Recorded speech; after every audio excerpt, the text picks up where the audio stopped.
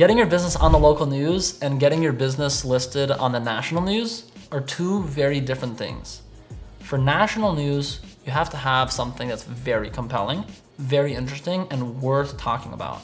For the local news, you should do something state specific.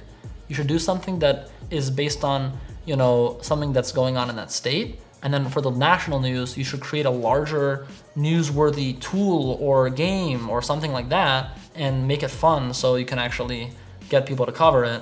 So if you build a game and a tool, I recommend doing it on a separate domain name, later redirecting that to your website. Because think about it, how are you gonna get someone to go on your website?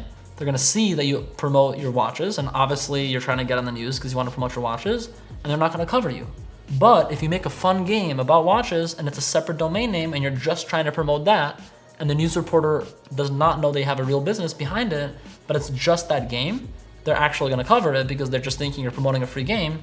So the way you do it later is once you get those backlinks and you get the coverage, you redirect that domain name to the original one that actually has the business. That's what we did when COVID started with this cleaning game, with this COVID invaders game. You can shoot the vaccine at the virus and it went viral. You can search it on Google, COVID invaders, and you'll see that if you click on that link in the articles that are on the news, you're gonna see that it redirects to the cleaning business. That is the number one way to understand how you're gonna get coverage on the local news versus national. Local news has to be state specific, something funny for that state, and national news has to be something much more compelling. So let's start with local, and then later we're gonna talk about how to get on the national news, even if you don't have a lot of brand awareness.